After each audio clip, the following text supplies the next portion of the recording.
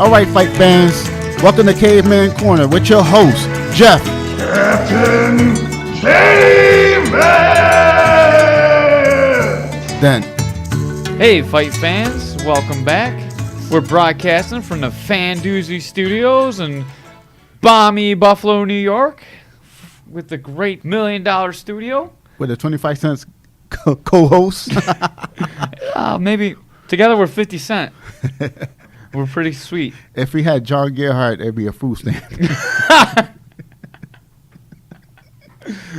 All right, well, this is a beautiful opening, having a pretty famous guest. We're going to have on Brad Kohler today. Brad is marketing some awesome combination hitting stuff. Yep, I bought one, and I can't wait to hook it up and test it out. What's it called? Combo hitter, I think.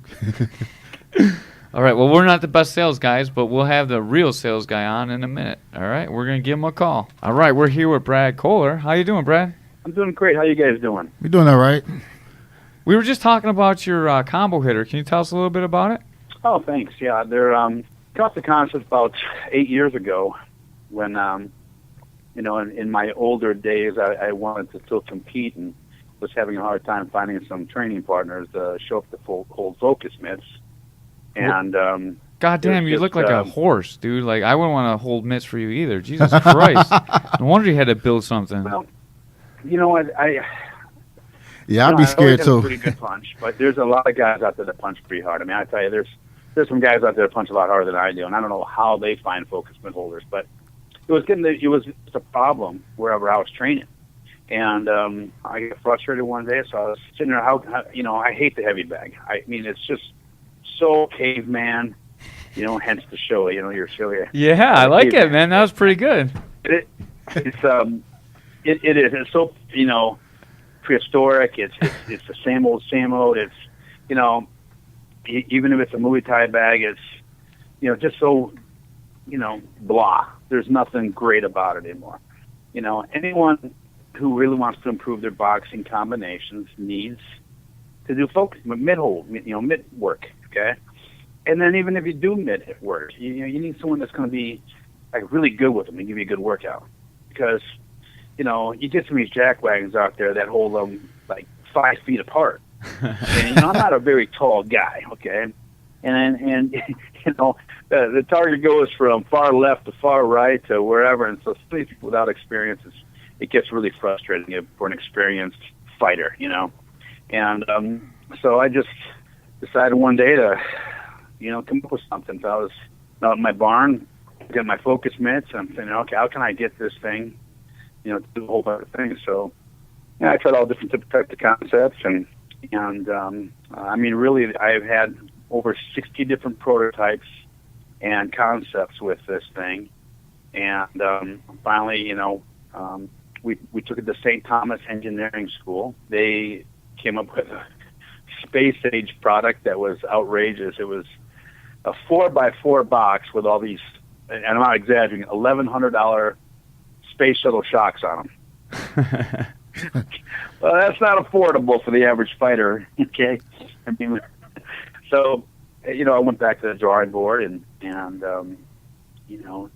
came up with, the combo hitter, and I had a nice concept to it, had a good movement to it, but then we had pad problems and upholstery problems, and, then the bungees weren't too tight, and the steel was bending, and so, over a process of time and about $250,000 of investing in my own money into this thing, I finally came up with a finished product last year, brought it to test market January 1st of 2016, bought 100 units just to kind of put them out there to see the durability of them, and it was very successful. So then I went into mass production, got a better price on them with mass production, higher volume. I actually had to patent my own glue. I had to invent my own glue to hold these things on. How do you make your own glue? Well, it's patented. I can't really. Google it. It's a glue that absorbs into the foam. Then it actually spider webs through to hold the foam and steel together. So it's got a really nice life on it.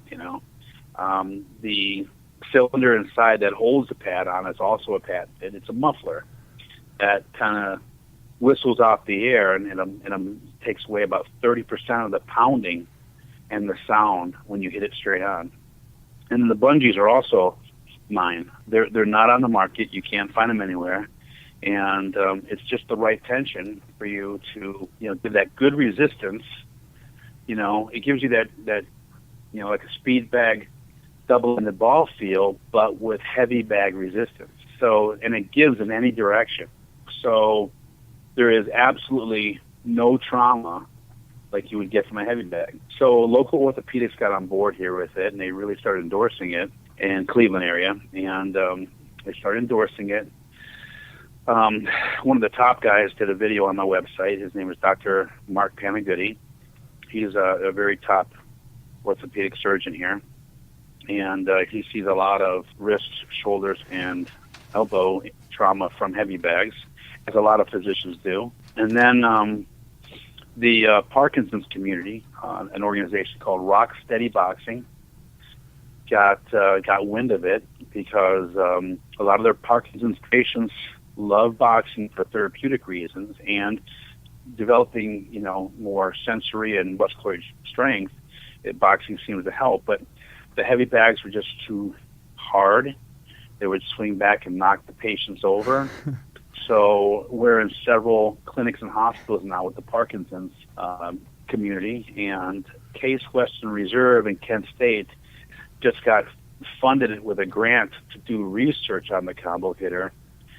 They're putting sensors in it with lights, so you can do when the light goes on, you can test your response time and also your PSI time, or PSI power, and it's all wireless that goes back to the clinic that records all the data for these patients. And their preliminary research has just come out showing that the people in the Parkinson's community like the combo hitter because it's not intimidating. You can't get hurt on it because it gives in every direction. They've actually shown some positive results with patients getting stronger using the combo hitter. And their studies show, and this is basically a common sense thing that you and I would look at and go, oh yeah, of course. You walk up to a heavy bag and you hit it real hard, and what happens? You go, son of a, and experienced fighters, I walk up and hit it just fine. And the amateurs, you walk up and, next thing you know it, you're in a cast or in a sling, and, with the combo hitter, you can walk up to it, hit it in any direction, zero trauma. So you're having it goes from 400 to 800 pounds of resistance for any direction you hit it, and it gives. So, and it also adjusts in height and tension. So if you got someone who's really brittle-boned, like a cerebral palsy patient, a wheelchair that we have several that's using right now too, we make it less tension, so the bungees are not so tight, and they can swing and get a good workout with it as well. And I tell you, it's nothing better than seeing the smiles on these people's faces when they hit it and they're actually feeling like, I could hit something, and they feel part of the class when they're doing this too. So, but sales have been going really good. I think the product sells itself once you watch some of the videos. Yeah, I refuse to do it. I refuse to do a professional video. I think what you see is what you get. That I'm not gonna have it like these bikini models with your airbrush. Hey, we got a bikini model fighter girl that you could use to demonstrate it. Those girls don't need airbrushing. Okay. Ashley Letourneau. Yeah, they don't need airbrushing. But this is. So it's made out of American steel, made in America, assembled in America, and it's not a flimsy aluminum that will break. It's not. I mean, this thing it's unbreakable. We did up in New York. Ashley Evans Smith, Claudia Galahera, Butterbean, Dan B. Severin. All these guys were up there at that Legends of the Cage at Syracuse last year, and I said $1,000 anybody can break this thing, and the line formed, and kicking it, punching it, and it's no one broke it. Brian Moore's putting those guys together, man. We like it down there. Oh yeah. I'm actually, if you see the picture, I'm right behind Brian on that last one. So he's done a great job with the Legends of the Cage. He's a hell of a man. Yeah, he's did this out of his own, just other than being a fan and loving the sport and wanting to see some of the older guys. Like myself, I just reached out to Phil Baroni the other day, and Mark Coleman's one of my best friends, and what I'm trying to do is grow this company so us old guys can have a job. Yeah, selling that stuff. Yeah. We got one of these combo hitters. We're gonna put it up in Ray's garage, and we're gonna do a Caveman review on it. So we'll shoot some beautiful. video too, man, and maybe we'll send it to you. If you guys are interested in picking this up, you can find it at www.combohitter.com. Just combo and hitter together.com. I can't wait to use it, Caveman. I know. can't. I'm excited. Yeah, if you guys have any help with mounting it, this, that, and other, you can go to YouTube, and you can actually, it's installing the combo hitter out of the box is my latest installation. Or the website has a couple under products. You'll see installation videos. It's a 4-step process. You put the rail on with 4 screws. You put the plate on. It comes with your swivel bolts that lock into the back of the rail. Then you put the pad on in the arm, turn it about 4 or 5 times. The bungee's on, and when you do the bungees, as I tell everybody, put a little bit of oil on the hooks so those tight bungees slip on a little easier. I tell you, it's a workout if you don't use a little bit of oil. Okay. Okay. So and we also just had some engineers come in and do a safety test on it, and it exceeded safety standards as far as if a weld would break, if a bungee, the bungees were impossible to break. You would need 2 cars gunning it in opposite directions, and it would be the end of it. So anyway, very durable product. I was blessed to come up with the idea. Are you an engineer? How did you come up with all these patents and these the bungees and the whole rigging system? I got kicked in the head by Babalu, and it just came to me. No, I was going to call it the Babaluski, but no, honestly, I really just was so obsessed of coming up with something like this, and then I had some original products called the Heavy Hitter that I came with it too that everybody loved. But if you're not a good technical fighter or boxer, these things would probably be as bad as a heavy bag if you didn't have experience punching with good technique. So the Heavy Hitters are also on my website too, and actually I don't have them on it right now because I'm getting ready to mass produce those, and I don't have a price on those just yet, but they're amazing. But it's a one-directional punching apparatus that you can do jab crosses on, or you can stand in front of it and throw hooks with one arm.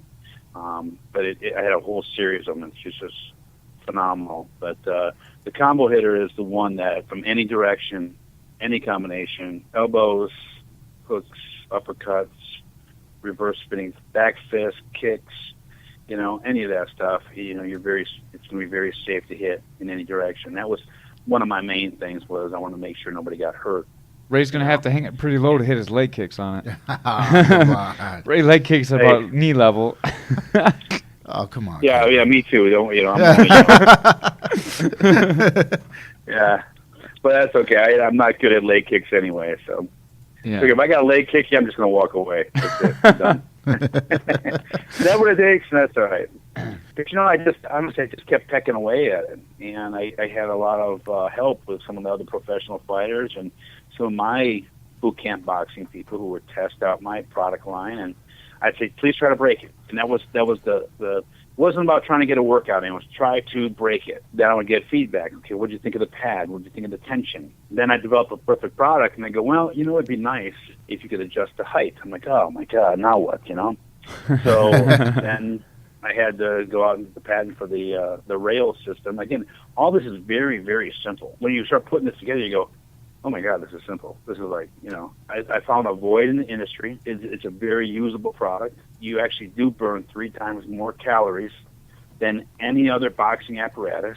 With a focus mitt holder, you can't punch as hard as you can for 1 minute straight with a focus mitt. You can rapidly tap and smack and this, that, and the other, but you can't swing away with somebody for 100 punches or 1 minute straight. And you're going to have to readjust yourself. And with the combo hitter, man, you don't have to worry about hurting someone's shoulder or elbow holding the focus mitt. a heavy bag, if you hit that thing 100 times as hard as you can, you better be in hand wraps and gloves and have really good technique. But Ray can finally work off that Burger King.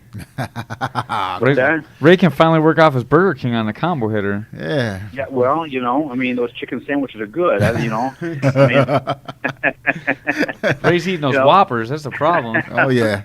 Oh, I'm at 260 right now. I got to drop down Whoppers. Oh, my God. 185, Ray. 185. Not 205. 185 we want you at. Like I said, it's safe though. That's the big thing. It's safe and durable. You can hit it from every direction. I'm actually sending Phil Baroni's out tomorrow in Vegas, so it's catching on by some of the. Stipe just posted on Instagram him using it too. It's very. Oh, that's awesome. Exciting. I mean, we actually we're gonna have Stipe on soon too. We'll ask him about it. That'd be great. Well, he's been using them for about a year now in strong style, and we had a deal worked out, and then I had a situation with my company, and we haven't re-signed him yet. But actually, I just saw his repost today on Instagram of him hitting the combo hitters, and I tell you what, that's a heck of a guy right there. I like Stipe. He's the whole school there, strong style. I mean, just great people, and I love having my equipment there, and they give me great feedback on it, and they worked with me very well on any problems. I also have a heavy bag line that it's actually the best heavy bag on the market, and they just ordered a bunch from me. So awesome. How involved are you in MMA today? I've been doing the Naga shows, and I put my booth up at Naga, and I also compete at Naga.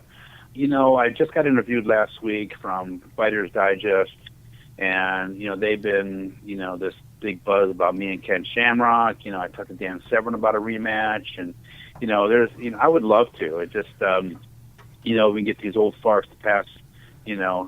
Well, not Dan Severn. Dan Severn's a hell of a guy. He's a true athlete. Doesn't take those PEDs like that. Kendra Shamrock. Yeah. But they asked me about that. I was all sure. If it didn't take away from the younger guys coming up, and it wasn't I know it'd be a dog and pony circus out there with two old guys out there trying to. That'd be great. I would like to see that. I would like to see it too, man. I don't think it'd be so fair if he fought Ken Shamrock. But you know what? Gracie beat his ass on the feet. That's a little embarrassing. Right, and I would definitely put my money on you. Gracie became a sniper and hit him in his little pecker. That, of course, you saw the video. Really didn't hit him. All right, and. Ken's mascara was running after because the bitch was crying. And what about Kimbo's fight? That was so rigged. Think about if he's known for submission, supposedly, right? Right. I got my hands up here going parentheses, submission, shoot fighter, the whole Lions Den, tough guys on the mat, right? Well, how do you get a guy with so much submission experience behind in a rear naked choke against a less than average street fighter, let alone someone who didn't deserve to be in the cage? And God rest his soul, he didn't deserve to be in the cage, but he's in a rear naked choke and gets rolled out of it. When Shamrock shot for that takedown, it was like slow motion. It was pretty awful. So I tell you what, I still wrestle, I still compete. I'm not nowhere near what I was, but I'd bet the house on kicking that pussy's ass. Were you saying that fight was a work, or were you just saying that he's that bad? Oh, both of them works. Are you kidding me? And now Hoist Gracie wasn't in on it, but Shamrock. He was in for 30 seconds and already was gassing. Well, he was gassing with the needle, but wind-wise he was gassing. We used to. When Shamrock Ken Shamrock was fighting Tito Ortiz, we used to make fun of him because he always looked tired just walking out to the cage. Like that walkout made him tired. He's always gassed out. He's the only guy that made it to the cage that passed the physical with two. Basically, he has two sex organs. So the guy basically can fuck himself. He's got a vagina. And of course, he tries to be a man, but he's got both sex organs, and I think that is in Medical Journal magazine. I'm pretty sure I saw an article with Kendra, him and Jenner. I think are very tight. So they're having the same operations. You know, yeah. Well, it's funny because it used to be Kendra. Now you know Bruce Jenner, right? Yeah. Bruce Jenner is now Caitlyn Jenner, right? Correct. What's that called when a man wants to become a woman? The sex change, right? Yeah. Okay. Well, Kendra wanted to become a man. You know what that's called? Addictomy. I like the addictomy. Okay. So, Kendra Ray just got it. Oh, that's a good one. So, and there it went, you know. And I think he actually competed overseas in some female events. I actually met Word on the streets. I met him at a Naga before, and he seemed sort of all right. He was a little arrogant, but He's well, you know, he does a good job covering it up. yeah. Actually, I met him and Phil Baroni at the same one, and he was like super arrogant. And Phil Baroni sat and hung out with me for like 10 minutes, and we were just shooting a shit. Like Phil Baroni was super cool. Phil's a cool dude. Ken, honestly, and I don't know a whole lot of people out there that like Ken. You know, the pro wrestlers didn't like him, the fighters didn't like him, and you know, it's just. It seems like the Lions Den guys didn't like him. 17 since WWE. What is it? I mean, what? He lost 17. What? He lost 12 to Tito. 12 fights. Was it? How many rematches those guys do? And again, I love Tito, but you know, this has been like okay. It's easy money for Tito. Why wouldn't you? I would take as many as I could. And I guarantee you ask anybody off the street with no fighting experience at all, what fighter do you think you can win against if you were to fight a UFC veteran? Ken Shamrock. You know? Yeah, sure. I mean, the only guy in a former UFC that's got a worse record than me. You know what I mean? I don't think that's true. I don't know, but you know, I got into it late. A lot of us did back then. We were older. Our careers were shortened, and then we tried to hang on. And you know, we got into it when it was still called human cockfighting. I mean, it was banned in 35 states. And you know, I remember my first hook and shoot that I fought down in Indiana. It was behind closed doors. Travis Fulton. Did you fight Travis Fulton? Hell yeah! Yeah! And you beat him too. Yeah, and then he beat me when he was in the rematch. It was like, you know. Yeah, he deserved it. I didn't even expect him to kick me. I never seen him do a kick, and sure enough, he gets me with it. But he didn't have to go too high, I'll tell you that, okay? You were like one of the most diesel guys I've ever seen. Did you ever do steroids? I did, yeah, I did. After 1997, I had a great battle in Japan with Trey Telligman, and I was 11-1. And I was approached by the WWF and WCW, and they liked my look. They liked, you know, I was a character, and they wanted to bring me in. I had a lot of friends that I trained with in Minnesota that were pro wrestlers. Animal with the Road Warriors is one of my best friends. I had Mike Enos, Wayne Bloom, Barry Darsold, Johnny Nord, even Jesse Ventura. We all worked out at the same gym. Right. Oh, that's amazing. The governor. So they helped me get my foot in the door. And so I started doing it. They said, you know, kid, you're a great athlete, but you're just not the right look for, you know, you ever think about doing some gas. I'm like going, well, I haven't done any yet. I've never done any. You know, I was, before that, I was trying to make the Olympic wrestling team, so I always try to stay clean, and, you know, and then went right into fighting immediately after that, so I was still clean, and I tried it, and I did it, and it was like it was made for me. If you look at my 1997 to 1999, I did one cycle, and I tell you what, I didn't gain a pound, but boy, did I did get some musculatory size there, you know. It's not good for cardio. Two things it does. It makes you very strong and very muscular. Well, I guess that's two things there, but makes you horny as hell. Okay? It turns you into a slut, you know, but so maybe that's why Ken took it. He couldn't get it up. I don't know. Yeah, maybe. Because the first time I remember seeing you was UFC 22, and I remember how jacked you looked, and I was like, oh my God. Like, you just looked like someone that was probably juicing. I was clean for that. Were you really? You were so big. I was clean. Holy fuck. I can't imagine you on a juice then. No, I was clean for that.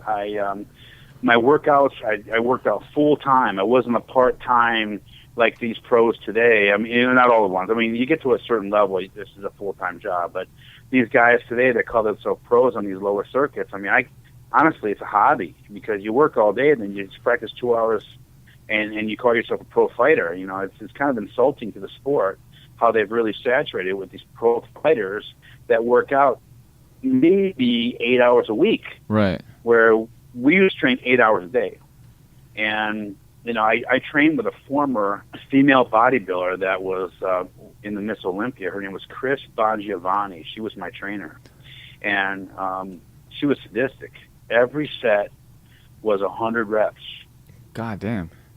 And so it was called exhausting the muscle. So I kept taking that workout because it kept my size and strength and conditioning. Also speed, because, you know, you got to really pound fast, get those reps in, and then your bigger muscles kick in once they get exhausted. So you're getting a full workout when you do 3 sets of 100 on that muscle group. You know? I've read a lot of stuff that professional wrestlers like that workout a lot. Is that kind of where it developed, or was it a bodybuilding workout? No, it helps you with your cardio at the same time, and it gets you used to pumping. You can actually, in 40 minutes, do 2,000 reps and burn about a pound of fat. Yeah, God damn. So, you know, if you think about how many calories you burn per rep on a decent amount of weight, you know, and even if you have to lighten the weight to get those 100 reps in, you know, most guys go into the gym and they'll say, oh, it took an hour to do my chest. And I did,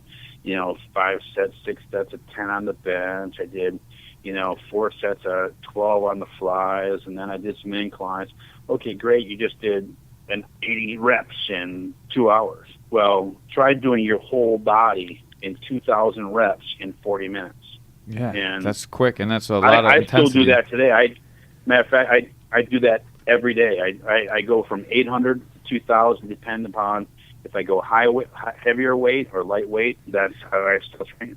And, you know, I maintain about 240, and, you know, I'm still wrestling. I have no injuries. I'm, you know, no back, no hips, like some of my, you know, buddies that competed at my, you know, that are my age, that are like Coleman, in walkers, you know. Yeah. Yeah, he's one of my dearest friends, and, you know, it's hard to see him sometimes because I know he's in pain. How old are you, Mr. Kohler? I'm 52. 52? Man, it's not too late. No. Kendra's 52 too. Yeah. we gotta get you out there. Yeah, I want to see this fight. I'll go put all my money for you. I would put all my money on you too, but that's honestly, not a very fair bet. I would just like to do it. I would do it in the backyard. Again, I wouldn't want to take away from if they were to do it on Bellator or something like that. You know, I'd be like, you know, there's so many guys that work so hard to get that level. I'd hate to take away someone's spot to get in there. But, you know, I mean, I would love to do it regardless. I don't need to get paid. Hey, I just Caveman, just for competition, and I can't stand the fucker. Listen, Caveman got a big backyard. Yeah, I do have a very big backyard. You could come over to my house and do it in my backyard. I'm sure we could work it out at the gym I train with. I'll get you in the cage with the closed doors with one camera on. You know, the winner gets the tape, old school. Right, how it used to be, you know. Yeah, and, old school. I mean, crazy I remember challenge. there was tournaments, 8-man tournament, 3 fights in one day. I mean, in bare knuckle. Right. But and you can remember those days too. But you know, I guarantee you, he wouldn't even consider it. He, you know, would be like, oh, not unless I get paid $100,000 and don't have to do a drug testing. I mean, you know. You know, I mean, and I wouldn't care. I mean, he can do all the drugs he wants, and he wouldn't. He's been beat up by everybody, and the last thing he wants to do is be beat up by another old guy. That's, you know, you know. I mean, I was okay. I was, you know, I wasn't like a, you know, Mark Coleman, Mark Kerr, or Chuck or Randy, but I mean, I did my part. I loved the sport.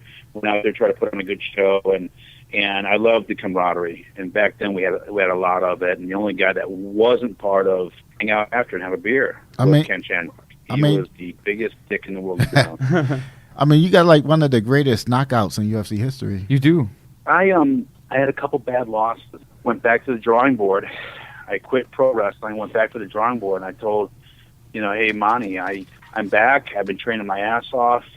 I just need one shot, and you know, he goes, okay. And then all of a sudden, 2 days later, he goes, hey, they got a bailout on UFC. You know, I'm like, yeah, I'm in. So luckily, I was training very hard. I was training with actually Mike Tyson's boxing training coach, Rich Giacchetti here in Cleveland with Pat Miletich and Animal with the Road Warriors. I mean, so I had pretty good, training. And, Rich Giacchetti, he got me throwing that punch right. He was, again, Mike Tyson's training coach, so yeah, that's cool. Very reputable boxing coach. That sounded like and every then, UFC knockout, too, that punch. Oh, my God. And, from there on, it kind of went kind of sour because the UFC was trying to really control the fighters back then. And I'm not talking about Zuffa today. I'm talking about FEG. Yeah, that was... the Meyerowitz crew, Mm-hmm. And they were very controlling, and then they'd screw you out of your pay. So a lot of fighters back then in the UFC weren't getting their pay. So, and if you even talked to Japan, they wouldn't pay you. So after that knockout, Japan came right to my hotel room, Rings Japan, Maida, and his interpreter, and they came right to my hotel room and offered me an 8-fight contract. And, me and Monty had talked about that. Well, I'm not exclusive. It was just a 1-fight alternate bout for the UFC. And they made it sound like I was committed to them for life. I can't do this. I'm like, then offer me a deal. Well, we'll give you a 2-fight deal for, $5,000. I'm like going, I have a $80,000 8-fight deal right now, guaranteed. Can you at least give me 10 per fight? Nope. Well, goodbye. Then they came to Japan. A lot of us, they were in that meeting in our first rings. The lawyer for the UFC came to Japan and tried to get us to not fight, and they got pissed at me. They kicked the guy out and said, you have no jurisdiction, or your laws don't apply here. Get the hell out. And so that was it. And I felt bad because I wanted to be loyal to the UFC, but of course anybody really wants to be with the UFC, but they weren't treating people right back then either. I got a question that you might not be able to answer. Was there was a lot of mob Yakuza influence and pride? Was it the same thing in rings, or was it pretty straight up? Well, what is the mafia and all that stuff anymore? Just business tycoons that force their will on people. I mean, Jesus Christ, we have a government that does it to us. He's right about that. I mean, realistically, we're forced to have our own insurance. This insurance, we're forced to have a driver's license. Yet you got all these whack jobs driving. You got assholes having kids that shouldn't have kids. We talk about Japan. It's such a kids in Japan leave at 5 in the morning and you'll see them coming home from school at 10 o'clock at night in 2nd, 3rd, and 4th grade without their parents, without supervision, and walking home. Why? Because there's no crime. Whether it's the mafia or the government, that's not, they all respect that. But the mafia out there, or whatever you want, Yakuza, whatever it's called, it really is just big business people with a bunch of thugs that, enforce their will. And the government just kind of, they're really do much about it because they're all, they all get paid off. Yeah, I can't imagine too many people telling a UFC lawyer to go fly a kite. Yeah, they got. Well, I actually was on my way to Korea for that KO Kings. This was, I'll tell you what, 2002. And I was on my way for an interview, and I was just finished up in Japan, and I just signed with this. It was the first Pride in Korea, and on my flight out there, 2 UFC representatives got kidnapped by the mafia. So Dan Severn canceled his flight out there, and so did Conan from Brazil. And I'm already out there. I'm like landing, and I land, and all of a sudden, I see these 4 black Jeeps pulling up on the runway, and the plane stopped, and they get up and pull me off. I'm like going, this is so freaking cool. It's me. I'm nobody, Right. I'm like, not even like, I'm like, fuck yeah, give me some treatment, So I got this hot Korean interpreter, and they had to reserve this whole floor of a hotel with security on each end because, they didn't want the UFC there. It was a competitive mafia against another promotion, and so the guy that's running our promotion was a mafia dude against this other mafia dude. Okay, so they're kidnapping American fighters coming in. So Man, was that fun. That was so cool. I'm telling you what, these guys were all like Secret Service Korean, man. It was freaking cool, man. So, anyway, yeah, I ended up banging that interpreter. It was cool. Yeah. Yes. Them damn steroids. He's such a slut. No, anyway. You I had to slutty represent, man. you know. But it was so much. There was some great memories in the sport. You know, I miss it a lot. But you know, He's like, great memories in the sport, hot Korean interpreters. I don't know what the hell's going on. hey, Good you for know, and it was so funny as you watch some of these athletes commit some of these crimes against women or whatever percent. It's just like ridiculous because whether it's pro wrestling, football, basketball, this, that, and that, there's so many throwing themselves at you. There's so many groupies out there that even the ugliest guy, you know. He's talking about you, Ray. No. He talking about Mickey Gaskin. I mean, it can you know get a girl, and it's like, you know, why some of the stuff happens is like you think, oh, why carrying a gun as an athlete? It's like, I mean, why, you know? And it's just weird on how things have changed because, you know, at those times it was just so much fun. Right. Now it's turned into a social media craziness. How many likes can you get if you get in a little bit of trouble, you know, or whatever, you know? Right. What do you think about the evolution of the sport into the professional sport that is today from what we came up? We were talking about all these great stories. They don't happen anymore. Now everything's so regulated and so professional. These stories are never going to happen again. I mean, we lived through the formation of probably the best sport to ever exist. Yeah. Do you think these guys are missing out on all this, or do you think it's just a better sport form now, or what do you think about the evolution of the sport? I think the fighters are screwed. You know, you have to go follow your passion where the money's at, and that's how you're going to get, you know, become a professional world-class athlete is to follow sometimes they're not exactly the right people to be running the show, but you know, I mean, you think of like Ronda Rousey and you know, she becomes the woman of the year for 2 years and 114 seconds in the ring, where, you know, Serena Williams does countless amounts of victories, and it's like, how does that happen? You know, you got all these things happening with the UFC and women coming into the sport, and you know, and I really am a Ronda fan. I thought she was going to win the other night, and then I see it. They've caught her. They've caught up to her. And 2 years ago, when she busted up the sport, you know, they fed her like they did Gracie's when Gracie owned the UFC.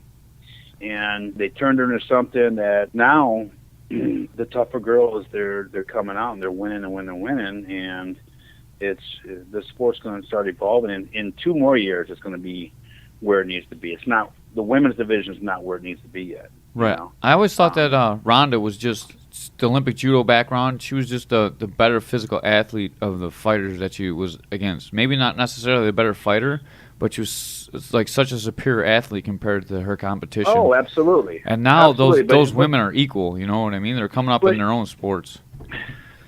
Well, when you're surrounded by fools, you know, that are supposed to think for you. I mean, realistically, here she is. I mean, you see her training boxing.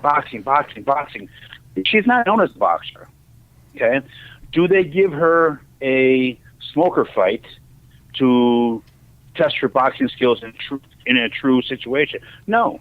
They put her against the toughest hitter in her division for her first fight back to test her new skills. I'm sorry, but 1 year of training isn't going to bring you to that level.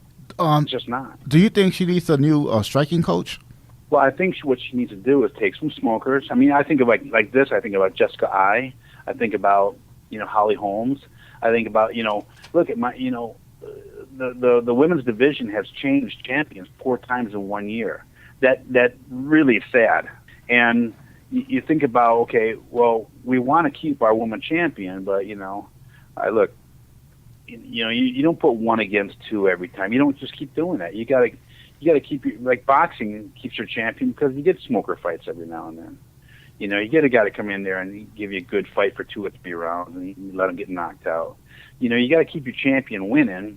Bottom line is because you're going to pull them in so many directions, like they did with Ronda, commercials, movies, you know, blah blah blah blah. I mean, she's doing a makeup commercial. She fights guys. I mean, come on, look.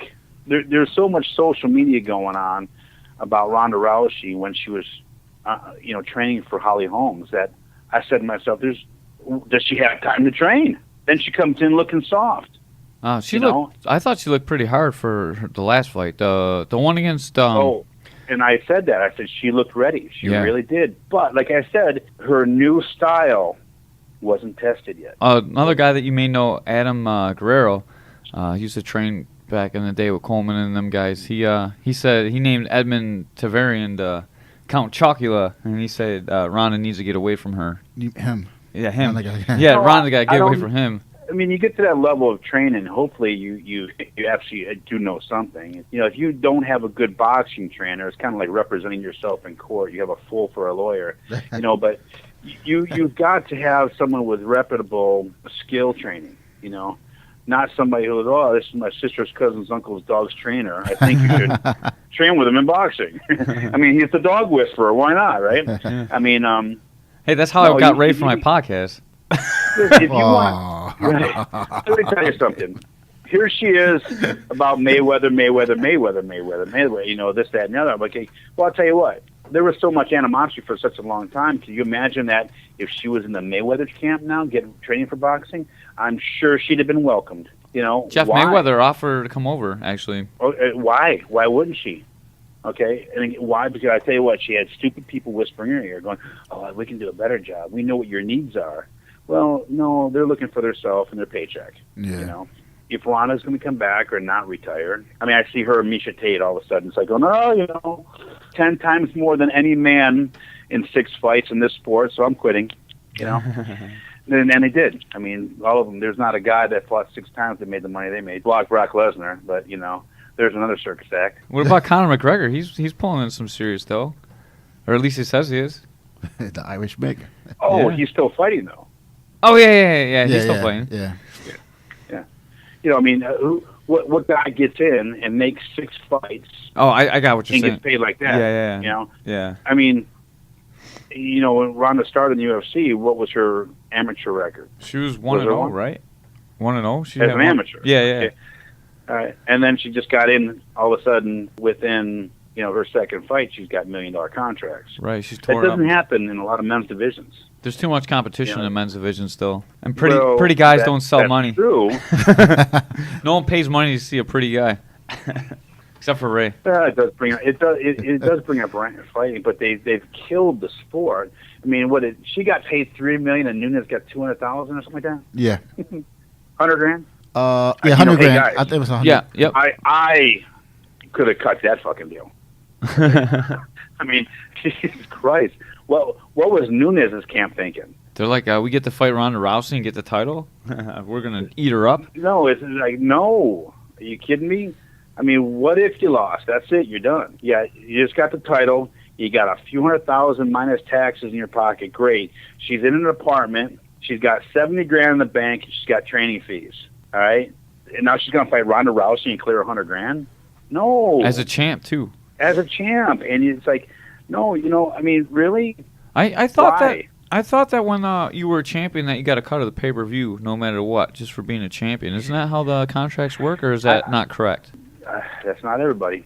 Okay. I thought that was just something that was written in the contract as your champion. They're like anybody else. They'll try to squeak that one out of there until you notice it, and then after you sign the contract, you go, hey, don't we get a piece? No, we didn't sign that contract. Sorry, we'll work on the next one. Okay, I got you. I didn't, not for everybody. I wasn't sure how that worked. What do you think about the fighters organization that Cerrone and all them guys are putting together? Do you think that's going to help, or do you think it's going to just get blown over? Well, and back to this real quick. I mean, look at Randy Couture. I mean, Randy, Tito, Chuck, those guys who brought the UFC to its popularity today. I mean, they didn't get no piece of the pie on purchases. I think it took Randy to quit before he got his first cut. He had to walk away from his title. That's sad. Yeah. Tito left too. Mm-hmm. I mean, all them guys had to leave to get what they thought they deserved. Now, you think the UFC needs like a union, the fighters union? Well, they're never going to have a union. I mean, I think there should be a fighters union that protects the fighters, and then the promoters have to pay for the insurances. And one of the sad things, I'm one of the guys that trained very hard to be a professional athlete, just to go out there and make a few bucks, then you just don't realize oh, wait a minute, you got to pay taxes on this? Oh, wait a minute here. Wait a minute. Okay. Maybe I should have got a better deal if I had realized how much you really got to pay in taxes on that. Yeah, and the taxes money just made, come later, too. You get your checks, and then at the end of the year, you got to pay the taxes. 20% to the manager and this, that, and the other. And, okay, what if I don't get another contract? Do I have some kind of a what's it called? When you get fired, severance pay or something like that. I mean, something like that should happen where minimum is going to be a 3-fight contract. You should get paid whether they use you or not. And then, you should be guaranteed. Even if they don't use you, you get paid. And then if they let you go, there should be a severance pay. You're sitting there trying to give your loyalty to build a company. They should give that back. What do you think? They just cut, like Chuck Liddell, they cut Matt Hughes as employers when the UFC got bought out. What do you think about that? And Mike Goldburg is an old friend of mine. Me and Mike Goldburg started on the very first night in Japan. Oh, that was and he's another that was his boy. first fight too. Yeah. High school. Have you talked to him? What's he going to do now? I have not. I saw his son upset about it, stuff like that. But Mike's in Arizona now. He's not in Cleveland. And me and Mike were on the plane to Japan, and he comes over to me. I go, oh, my God, what are you doing? He goes, I'm going to Japan. I'm the announcer. I heard you out the car. I go, oh, my God, how cool is that? Because he was actually in Minnesota, too, as the announcer for the Minnesota Wild. So we went from Cleveland to Minnesota, and then we started the UFC at the same night. That's awesome. It was crazy. Yeah, that's awesome. Yeah. He's been there that long. I was a little sad they didn't do anything for him at the end of the broadcast. I thought him and Rogan were going to talk about it for a minute. I really don't know what to say about that other than, that doesn't show a lot of class on their part regardless if they have new ownership or what. I think that maybe there's, Mike, by the way, this is what's going on. We're sorry. We're bringing in this guy. If you shut your mouth, we'll give you a severance package. Yeah. Blah, blah, blah, blah. And, maybe he got a very nice buyout of his contract or something like that. Maybe, or they could just... What's that? I was going to say, they could just push him down, too. They don't have to have one with Joe Rogan. They have all these broadcast crews now, too. I mean, there's a lot of room in the UFC broadcasting booth now. Well, especially with his talent. It's hard to find a good guy that knows the sports, knows the athletes, willing to travel like that with a family. I mean, it's a lot. He's a voice of UFC. When you listen for UFC, it's him and Joe Rogan. That's how I've always listened to UFC. I didn't even know the new guy he brought in. We don't know. No, they haven't announced it yet. That's rumors going on. They're saying it's Boss Rutan. It could be Boss Rutan. Yeah. They're talking maybe Jim Rome. Oh. Jim Rome. Oh yeah, Jim Rome. I don't know. Brian Moore thinks it's Jim Rome. He said they're going to bring in a legend. Well, I like Boss. I think Boss is very good. It's not you, is it? Very good. Very, very characteristic kind of guy. I mean, he's funny as hell. We went out a couple times to Japan, and I tell you, him and Maurice Smith were just the funniest two dudes I've ever been out with in my life. Where I'm laughing and crying at the same time, So everyone says that Boss Rutan is just like he is on TV. That's his real personality. Is that kind of how he is, or? Yeah. Oh yeah. Just out. That's it. No filter. But at the same time, a gentleman, intelligent, and he's a character. I'll tell you that. What about you knew the governor too? So how long did you get along with him? Yeah. Oh my God, was he cool? When I first started, when I first started listening to pro wrestling, Jesse Ventura is what made me want to get into commentating. Do this podcast and everything, yeah. Gorilla. You see that gorilla? I don't have time to bleed. Yeah. We'd sit there and train, and there'd be, I'm telling you, when I first walked into this gym and people were going, I go, I got a UFC offer here. I need to find the best trainer in town. Who is it? And he pointed me to this gym and Chris Bongiovanni, and Jim Younger was the owner there, and Joe Laurinaitis, who is Animal with the Road Warriors. So, I went in and and I'm looking in this room going, the freaking Vikings must change here. Holy cow, these guys are huge. They're big. The 300 pounds. Just in there. When you're saying someone is big, I believe you. You're a big dude. Oh, my God, they were huge. Well, Joe Laurinaitis is 6'4", 330. Johnny Nord, the Barbarian, used to do 315 French curls behind his head, standing Jesus up. Christ. Damn. Okay. Barry Darcel, you got Mike Enos, Wayne Bloom. Then there was Lenny Lane. I mean, there were so many guys. And then, of course, Jesse's huge. So I get done training. I mean, I'm ready to puke, and they said, nope, you got to get over here and have a protein shake. Now I'm like, protein shake? You know, oh, yeah, right after your workout, you got to get a protein shake. Maximize your workouts, 30% more. You got to make, okay, just give me one. Shut up. You know? And so I'm sitting there drinking this thing, just, wow, this is good. This is delicious, you know. And all of a sudden, here they come, the whole crew, you know. And Kurt Hennig comes up and goes, hey, I heard you got a fight come up in Japan. He goes, yeah, we go to Japan all the time. I go, football in Spain? No, we're pro wrestlers. I said, oh, I'm from Ohio. We didn't have pro wrestling big like Minnesota did back then, you know. Right. I said, oh, cool, you know. And he goes, hey, when you're done fighting, you want to think about getting into pro wrestling? I go, I'm sorry, I can't do that fake shit, you know. And do they get pissed? So, yeah, you know, I didn't say it like that. Oh. You know, I don't know that. Not really into it. So I get back from Japan. And, you know, me and Trey had a pretty good fight. You know, the referee at the time, I was on top of Trey 3 times, and the ref kept standing us up. And this is when they wanted more stand-up. So I'm on top of Trey 3 times, beating him up. And they stood us up 3 times. Anyway, he ended up catching me in an armbar. And they said, you know, hey, tough break. You know, hey, why don't you come over to our house for, you know, we're having a party. I'm like, all right, you know, give me the address. So I go over there. And I'm like, oh, my God.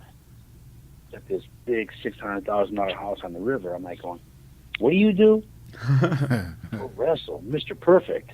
I started looking into this. I'm like, you know, okay, well, I consider it. So they got me into Eddie Sharkey's pro wrestling camp. Terry Hogan was actually one of my trainers. And so he was up there. He was partnered with Eddie Sharkey in this pro wrestling camp up there. And I went through it faster than anyone they ever had. And started doing matches, and it was different. It was different. What was your finishing move? The Whirlwind Slam. You can find that on YouTube too. Oh man! Look at my pro wrestling matches. Really? Oh, we're gonna post one of your pro wrestling matches on this podcast for sure in the comment section. So right. You probably shouldn't have said that. Hey, I actually could jump up and do the Frankensteiner, man. Wow. The Hurricane Rana. Yeah. I could jump up on your shoulders, and you know. Yeah, that was fun. I enjoyed it, but you know, it just wasn't the same because I really like punching people. I mean, I really like to hit people. You know, I mean, even when I was bouncing in bars, I just go, God dang it! You know, it's kind of a boring night. Who's acting stupid? You know? I mean, so no, I just missed the fighting. So I did it for a year. I did a couple tours in Japan and Mexico and a couple in New Mexico and stuff like that. So did some, you know, lucha libre and, you know, Japan wrestling, and which is all different. You have to learn different styles. And it was fun, a lot of traveling, but just wasn't the life I wanted, you know. How well did it pay for a guy your level, as opposed to not, you know, like top of the WWE food chain? You know, I get a couple $100 a night, you know, but, you know, traveling expenses and all that stuff. And so it really wasn't that great of a, you know, but you when you're wrestling 3 nights a week and you're traveling all the time, it was a job. You got to be a kid a little longer, work out all day, travel. You got Joe Laurinaitis and those guys, they were really good about, you know, because there's a lot of partying going on, a lot of drugs, a lot of drinking. And they kind of kept me away from that. And they educated me on that quick thing, you know. Your career will end very fast if you get involved with these guys, you know. And then they were with that power group, the religious power team. So I was getting involved with, you know, Christian Brotherhood fellowships and stuff like that. So, you know, it was nice to have that there as you know, something to do instead of going out and getting. And regardless if you party or didn't party, those groupie bitches were there, man. So, that's the important part. Oh yeah, that's the best part. Them slutty steroids. Priorities, man, priorities. I wish I was fighting at times. Yeah. Yeah. Hey, so what you think about pro wrestlers fighting in the MMA? Like, it was a CM Punk. CM Punk. Like CM Punk. You know, hey, more power to him. I mean, the guy. You know, of course he's not, you know, a talented fighter, but I mean, he used his sauna and made some money. I mean, the UFC was actually pretty smart by doing it. I think they have an extra 6,000 buys that night. Because of it, something like that. I mean, they made an extra $6 million from the guy being there. You know, I mean, he made $1 million for what, a minute and a half. Yeah. I mean, how stupid can the guy be? I mean, for $1 million, beat the fuck out of me. I'll give you 2 minutes. What do you think about that old lady that fought Gabbi Garcia? Did you see that? I think Gabbi should have let that one go. Yeah. I think that really was a disgrace. And, the poor old lady, I mean, even it was very short, this and that and the other. Gabbi could have taken her down and submitted her. She didn't have to hit that old lady and knock her dentures out. Yeah, see, that old lady was a pro wrestler. She tried to do the ring bounce. That's one thing about Japan. It's. I'll tell you what, though, that pro wrestling is so fake. And when you're used to pulling a punch and pulling a stomp and, tying up with somebody, and when you tie up with them, it's all an act. You're barely touching. You're acting like you're tying up tough. You have to stay very, very loose. When you tie up really tight, okay, and you're a tight wrestler, you're not very good. The looser, the better. And, so when you're doing that and you tie up with a fighter like that, it's like it was like a 6-year-old girl versus her mom. I mean, and Gabbi, really, I'm sure she got paid. I'm sure it was great, but I bet you she'd like to take that one back. Yeah, because probably. that did not help her popularity. She didn't look very happy even after the fight. It's such a bad spot to put yourself in fighting someone like that. Yeah, but in Japan they do a lot of freak show fights like that. Yeah, they're known for that. Well, you know what? If they do, you shouldn't be part of it because those are the type of people that can get killed out there. And this is a sport, unfortunately. That's a possibility that can happen out there. People can get killed. We've been fortunate to not have the deaths that boxing has had. And, we've had a couple.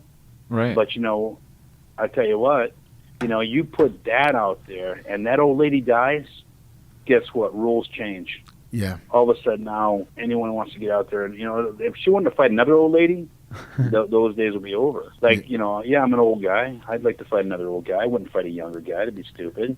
I know I'd get my dentures knocked out. I don't have any yet, but I would, Yeah. I'd have them if I had it, But, I would fight another old guy and just for the competitiveness. But I really hope Brian Moore can get that Legends fights right. together. That'd be I amazing. really want to see you fight Ken Shamrock. I really do. Too. I want to see you knock him out. I really do. I have dreams about it, man. I'm like, oh shit! I shouldn't have hit him so hard. I knocked him out. He's crying again and quitting. So I have to take it slow and get him down and pound him. Let him breathe. Let him breathe. Pound him a little more. Let him breathe. You have to drag it out because another quick Ken Shamrock knockdown, and I'm going nowhere near his balls because apparently he thinks they're special or something. You're actually hitting them from 5 feet out. We'll help you out. I'll send this to him on social media every day until he responds to it. I'll send him this whole, I swear to God, I'll send him this whole podcast every day for as long as it takes. Do you remember Saturday Night Live? Is it Pat or is it Pat? Is it Pat? It's like, is it Ken or Kendra? Is it Ken or is it Kendra? Yeah, that's the best line. We should just post that real quick, and then we'll send that to him over and over again. One of the best fights I've ever seen was two pro wrestlers, Don Fry and Takayama. That fight was amazing. Oh, yeah. 2 wrestlers. Yep. Yeah. And Don Fry was, he was a hard-nosed guy, but look, Mark Coleman went out against him very, very timid because we would watch Don Fry on TV. Me and Mark, we'd be at the Ohio State Wrestling, and we'd be all there watching this thing. Mark's like, oh my God, he's a badass. I go, come on, Coleman. He was at Oklahoma. He didn't even make the starting lineup. You kick his ass, And he went out there. He goes, I could have finished him quicker. I said, I told you could have, Yeah. But not taken away from Don Fry. Mark was just a beast, Right. Mark Coleman was just. Look, he won everything. Really, he is the only really tournament champion of 2 different organizations. Right. For sure. I got a question. Did you watch him and Randleman wrestle? Oh my God, I was in the room. Yeah. So I heard that he could handle Randleman anytime, all the time. Is that true? I'll tell you this right now, Randleman couldn't get a takedown on him. God damn, that's amazing. Randleman is such an amazing athlete too, man. Holy cow. Coleman in the wrestling room, I'll tell you what, Rex Holman, who was a 198-pound national champion from Ohio State too, who was just a beast. Kevin Randleman, myself, Nick Nutter. We had a crew back then, in the Ohio State room. And we practiced freestyle and Greco when we're done with practice. And I'm gonna tell you what, there wasn't a person in that room that could score a point on Mark Coleman. God There, damn. there was, Oh, wow. and you talk about, you got two guys that were national champions. You got Nick Nutter, All-American, myself, and just kind of a bunch of dudes. And but I'd watch him in practice with Randleman, right? And when Randleman got cocky and Coleman got pissed off, Randleman got launched. No, it was man versus boy. Wow. That's Yeah. how tough Coleman was. That's the same Wow. thing Guerrero said about him too, and I just wanted to double check. And it's just Oh, amazing yeah. to me that no one could score on that Randleman couldn't score on. Yeah, because you see Randleman, he look like a freaking animal, and he jumping up and down. Yeah, and so explosive. yeah. You know what? You see him out there though.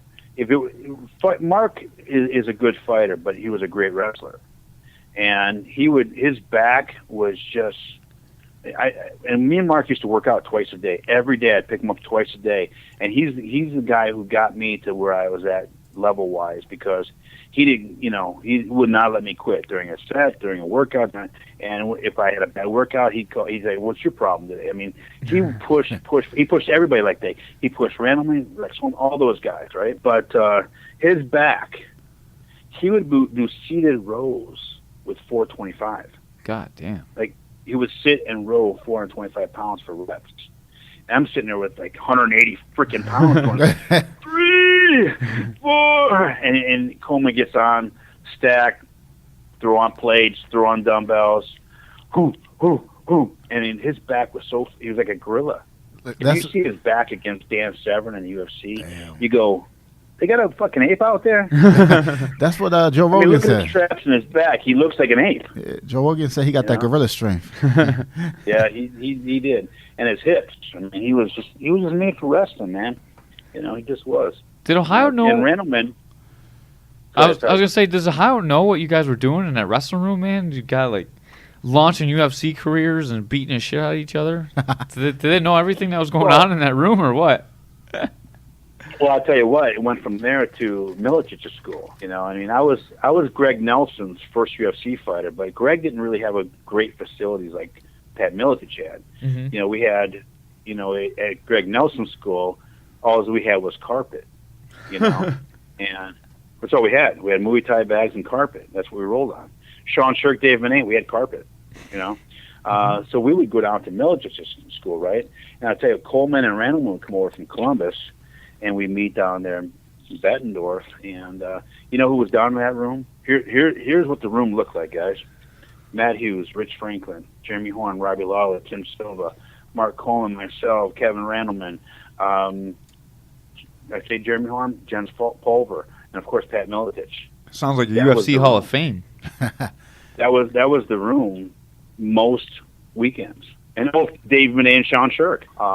We go down there and train, when we're getting ready for fights. And Pat Miletich his whole training system was like the Bruce Lee of today, For a while, at that time, man, they were dominating everyone's like Greg Janssen's camp now. Anyone came from there. Yeah. And they were all the Yeah. title holders at the time. It was crazy. And Monty Cox was our manager. You're a pretty articulate guy, pretty passionate about it. Have you ever thought about going into managing fighters? I did for a while, and I actually promoted the first 157 shows in Minnesota, the first 3 shows in Ohio, managed and trained fighters. I trained and I recruited, trained, and managed Travis View. I don't know if you remember Marcus Levestre. Yes. Marcus Levestre he had his first fights in my cage, in my ring. Let's see, Roger Horta. I got started. So those are the guys that I really helped get into the sport, and they flourished pretty good. But sometimes you put your heart into it, this, that, and the other, and you gotta separate, really caring for those guys and really manage them.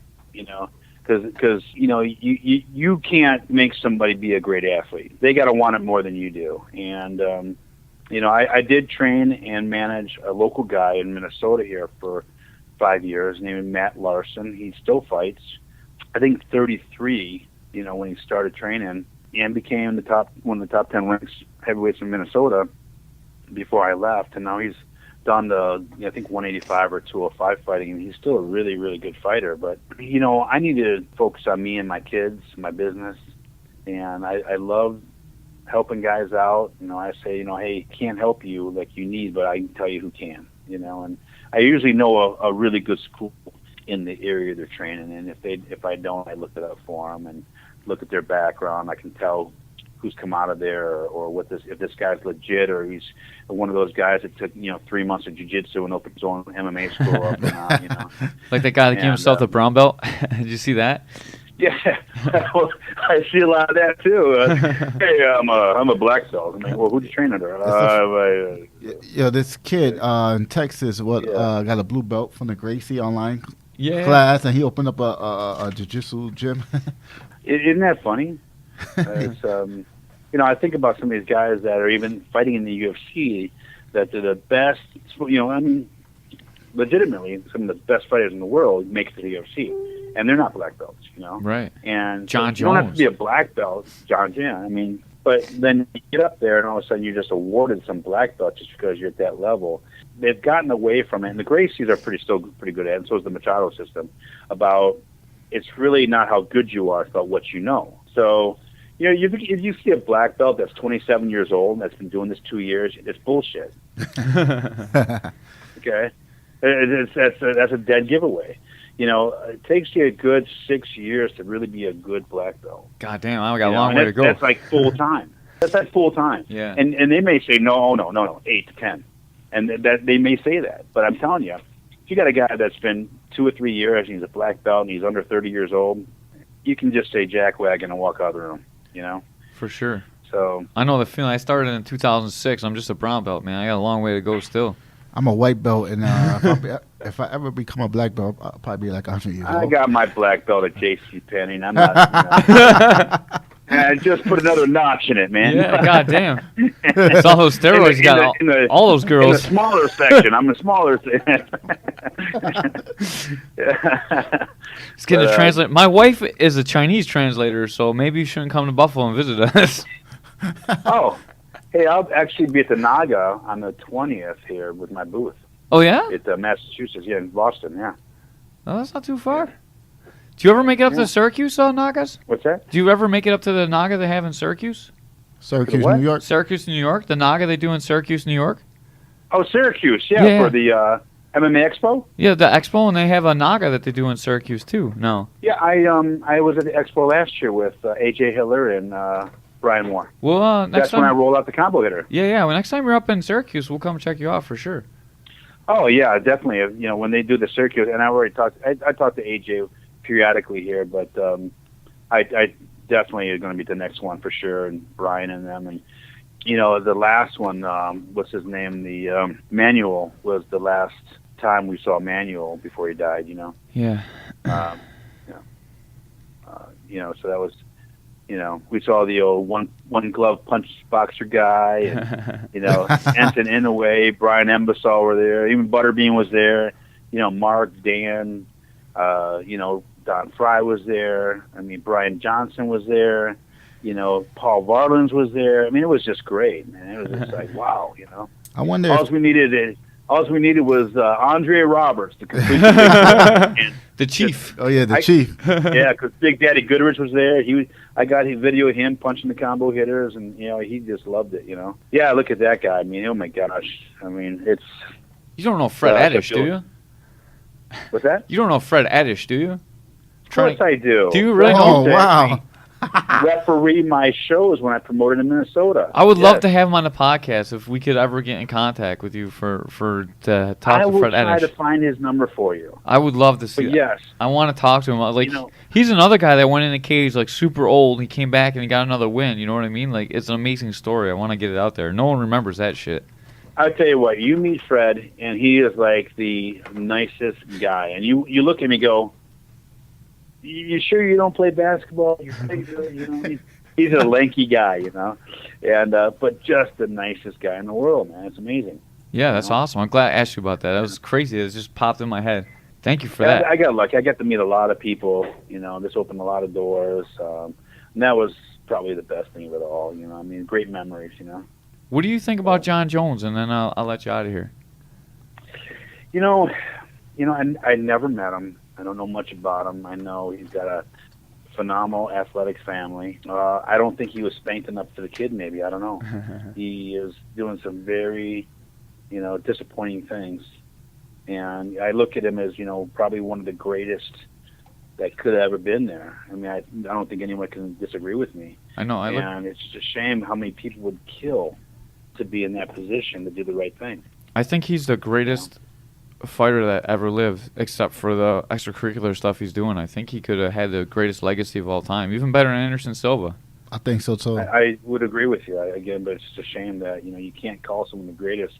It's kind of like the greatest athletes are still in the ghetto. The greatest basketball players are still in the ghetto. Right. Because they don't do what they need to do, and play that role. And you have to go through the proper steps and channels. And unfortunately, there's you get labeled one thing, or you come up with excuses and start blaming everybody else for what's going on instead of yourself. You're not going to go anywhere fast. Yeah. Did you see the Joe Rogan podcast he did? I didn't. Yeah, you should check that one out. There was no apology. You could just tell he was putting the stuff off. He didn't talk about his cocaine use. There's a lot of stuff he didn't really talk about, and I was pretty disappointed in it, to tell you the truth. I thought it was going to be a great one, and it was a little disappointing. He wouldn't talk about him, or they didn't talk about it? He didn't talk about it. He that time when he talked about when he hit the girl, and he just said he had drank a little bit. He didn't say he was out partying. He said party, but when he says party, he really means cocaine. So it was so tough. I wish he'd just been a little bit more forthcoming in that interview. It's the first time I heard from him since he's been suspended. Really, they gave him too many opportunities, and unfortunately, I think that if they were to allow him back in, it would be only because they needed ratings, they needed something else. I mean, it wouldn't be fair to the fighters that do it right. Definitely not. That have worked their asses off to get there, and let someone like that just come in there and screw up the whole weight class again. I don't know. I think Cormier is where he needs to be right now to beat him. His training's gone real well, and he's really developed into a really solid all-around fighter too. I think so too. I wanted to see that rematch so bad.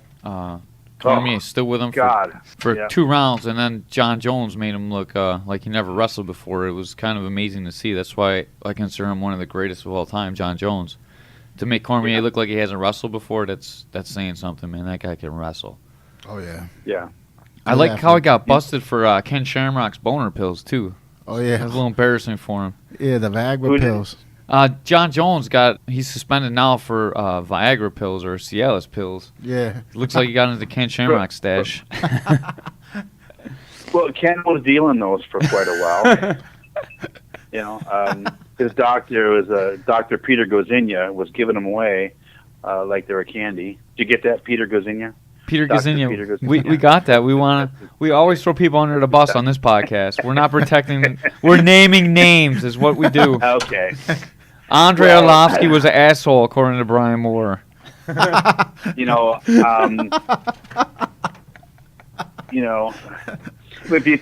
do talk to him, tell him that, listen, I'm tired of sex chatting with his wife, and please have a regular supply of Viagra, because I'm getting tired of this. I have my own stable to take care of here. Jesus Christ! You got the Korean interpreters. You don't got time for Ken Shamrock's girls. Oh, fucky. Sucky, long time. Ray, that was racist. That's my wife you're talking about. Yeah, that probably wasn't a good one there. I'm gonna get killed for that. No disrespect. She's probably more man than him anyway. So, Awesome, man. But, all right, guys, thanks a lot. I appreciate it, man. Thank you for your time. When you speak to her, Kendra, let me know. Okay. And, if she's ready to put the curve away, and we gonna keep harassing her. Cage. Yeah, we'll harass her until we get something done. We're gonna also next week we're gonna do a review on your product, your combo hitter product, guys. And we'll give it a caveman rating. 5 stones. Appreciate it. And I like to be real. So honestly, again, this is just, it's not replacing any other apparatus. It's just another tool out there to help better someone or give someone something that won't hurt them, or just a little something different. And you sent a signed picture with Ray, right? Is that what you? Oh, you do that with everybody? I do. Oh, okay. Oh, Damn, we thought Ray was I send special that because we had a podcast. I didn't know he had a podcast. Oh, see, Ray, you're slipping. Yeah. It's the CTE coming in, man. Remember, I have brain damage, Yeah, for sure. Oh, man. But hey, guys, let me know on that rating. I would appreciate any input you have. I really respect that, and enjoy it. All right. And anything else I can do for you, please just say the word. All right, for sure. Next time you're in town, we'll... And if that Shamrock fight happens, you guys are my cornermen. All right. Cool. I'm a very experienced cornerman. I've probably cornered like 15 pro fights and thousands of amateur fights. We're ready to go. Oh yeah, that'd be cool. I'll be the waterman. Ray's a good spit guy. I want cameras from every angle because I'm telling you, I am not going to throw any knees for him to fake a groin shot. Okay. All right. We'll give him an extra. We'll give him 20 minutes if there's a groin strike to recover, so he's got plenty of time. Anytime you hit him and hurt him, every time you hit him and hurt him, it gets 10 minutes to recover. It'd be a long fight. Bring his depends. All right. All right. Thank you for your time, Brad. We really appreciate it, man. Guys. Good night. Thank you, man. Good night. Bye. Bye. All right, Ray. That was another good guest. Brad Kohler, UFC veteran. Sorry about that. Yeah, with the good right hand. Good right hand. Yep. Ken Shamrock got the man up, man. I want to see this Lady fight. up, whatever. We gonna be the corner man, right? If this happens. Yeah. When we make it big, man, Ken Shamrock's gonna hate us.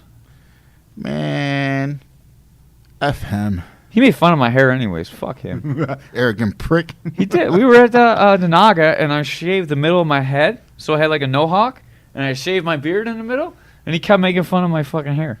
Oh wow. Yeah. You should have punched him in the face. I should have. That would have made a name for me back then. Oh yeah. Beat up Ken Shamrock. He probably would beat me up though, dude. He's big. Yeah. I'm not jacked like Brad Kohler. Holy fuck, that guy is huge.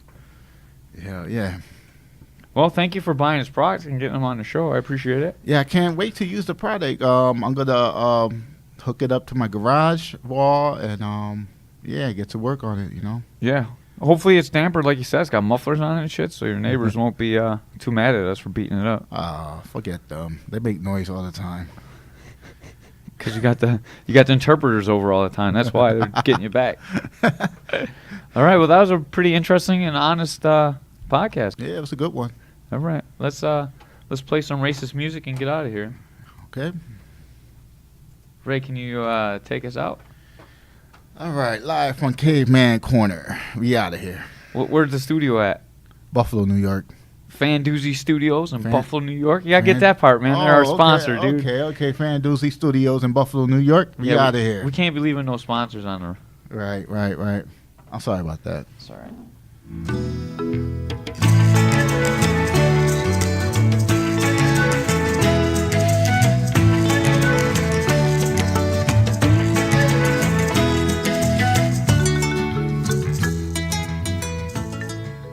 Oh man, Mickey Gaston probably playing with his blowout dog.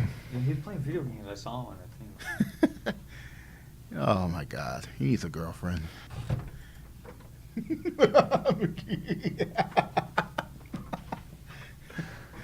Oh man. That was a good one. I didn't know he was. I know he went to miniature fighting camp, but I didn't know he was with pro wrestler and Mark Coleman. Yeah, I'm not a pro wrestler either.